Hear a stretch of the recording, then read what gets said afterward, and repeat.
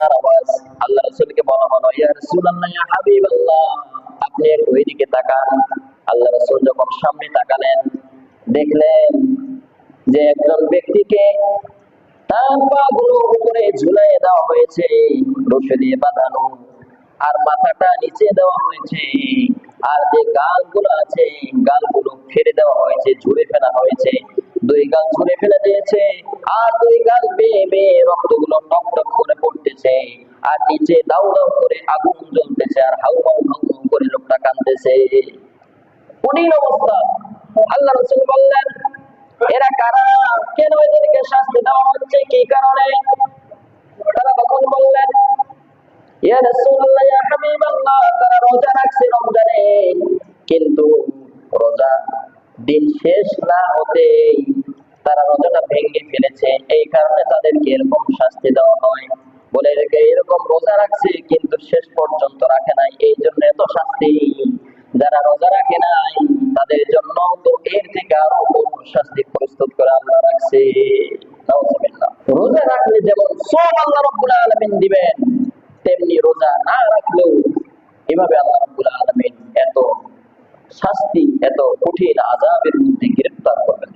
এই জন্য পবিত্র মাহে রমজান ফজিলতের মাস, রহমতের মাস, নাজাতের মাস। আল্লাহ রাসূল বলেছেন, তোমরা রমজান মাসে প্রতি রাতে আল্লাহ রাব্বুল আলামিনের কাছে দোয়া করো জাহান্নাম থেকে মুক্তির জন্য। তোমাদের আত্মীয়স্বজন যারা কবর জগতে চলে গেছে তাদের জন্য দোয়া করো, আল্লাহ যেন তাদেরকে মুক্তি করে, তাদেরকে মাফ করে জান্নাত নসিব করে। এই পবিত্র মাহে রমজান অনেক ফজিলতের মাস, রহমতের মাস। আল্লাহ রাসূল বলেছেন, এই মাসের মধ্যে একটা রাত্র আছে যেটা হাজার মাসের থেকে উত্তম, সেটা হচ্ছে লাইলাতুল কদর। আল্লাহ রাসূল সাল্লাল্লাহু আলাইহি সাল্লামকে এই সংবাদ যখন দেওয়া হলো, আল্লাহ রাসূল সাল্লাল্লাহু আলাইহি ওয়াসাল্লাম এই সংবাদটা সকলকে জানিয়ে দিবে বাড়ি থেকে বের হয়েছে। সাহাবে আজমাইনকে জানিয়ে দেওয়ার জন্য প্রতিমধ্যে দুজন সাহাবী তারা বাক বিতণ্ডের মধ্যে লিপ্ত হয়েছে। আল্লাহ রাসূল সাল্লাল্লাহু আলাইহি সাল্লাম তাদেরকে থামাইতে গিয়ে আল্লাহ রাসূলকে যে সংবাদ দেওয়া হয়েছিল লাইলাতুল কদরের রজনীর কথা, আল্লাহ রাসূল ভুলে গেলেন।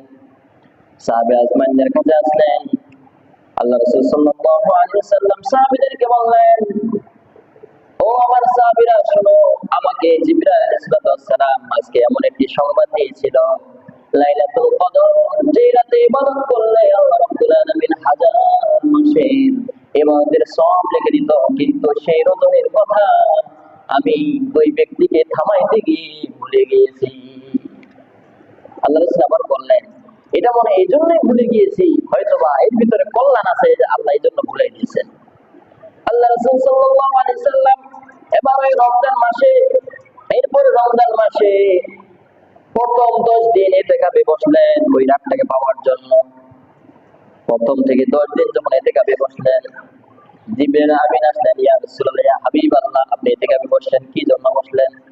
বলে, আমি তো লাইলাতুল কদর পাওয়ার জন্য বসছি। আল্লাহ রাসূল বললেন, আমি তো লাইলাতুল কদর পাওয়ার জন্য বসছি, কিন্তু পাইছি কিনা? জিবরাইল আমিন বলতেছে, ইয়া রাসূলুল্লাহ, ইয়া হাবিবাল্লাহ, লাইলাতুল কদর তো পান নাই। আল্লাহ রাসূল এবার পরের 10 দিন আবার বসছে, 11 থেকে 20 তারিখ পর্যন্ত, আবার 20 রমজানে আবার আসছে। আল্লাহ রাসূলকে বলা হলো, ইয়া রাসূলুল্লাহ, ইয়া হাবিবাল্লাহ, আপনি ইতিকাফে বসছেন, কি জন্য বসলেন? বলে, লাইলাতুল কদর পাওয়ার জন্য। বলে, লাইলাতুল কদর তো পান নাই। আল্লাহ রাসূল সাল্লাল্লাহু আলাইহি ওয়াসাল্লাম সাহাবীদেরকে বললেন, শেষে 10 তারিখে নিশ্চিত আছে লাইলাতুল কদর। এবার শেষে 10 তারিখে রাসূল সাল্লাল্লাহু আলাইহি ওয়াসাল্লাম ইতিকাফে বসলেন এবং লাইলাতুল কদর পেয়ে গেলেন। সুবহানাল্লাহ। এবং সাহাবে আজমাইনদেরকে বললেন, তোমরা রমজানের শেষের দশকে ইতিকাফ করো এবং লাইলাতুল কদর এই শেষের 10 রমজানে লাইলাতুল কদরকে হাসিল করে নাও। আল্লাহ রাসূল সাল্লাল্লাহু আলাইহি ওয়াসাল্লাম তার জিন্দেগীর শুরু থেকে শেষ পর্যন্ত তিনি শেষের রমজানের শেষের 10 তারিখে ইতিকাফ করেছেন, এবং যে সময় তিনি ইন্তেকাল করেন ওই রমজান শেষের রমজানে তিনি 20 দিন ইতিকাফ করেছেন। বুখারী শরীফের হাদিস। এই জন্য ইতিকাফের অনেক ফজিলত অপর হাদিসের মধ্যে আসছে। ইতিকাফ করার ফজিলত হচ্ছে, কেমন যেন আল্লাহ রাব্বুল আলামিন পৃথিবীর যত নেক আছে, যত রোজাদারের নেক আছে, সব নেকি যেন কেমন যেন সে হাসিল করে নেবে। সুবহানাল্লাহ। এত নেকি, এত ফজিলত আল্লাহ রাব্বুল আলামিন ইতিকাফের মধ্যে দিয়েছেন। এই জন্য উচিত আমাদের সকলকে এই ইতিকাফ করা, কারণ ইতিকাফের মধ্যে যে কত ফজিলত এটা কিয়ামতের দিন বোঝা যাবে। কারণ রোজা ফজিলত এটা ফেরেশতাদেরকেও আল্লাহ রাব্বুল আলামিন লিখতে দেন নাই।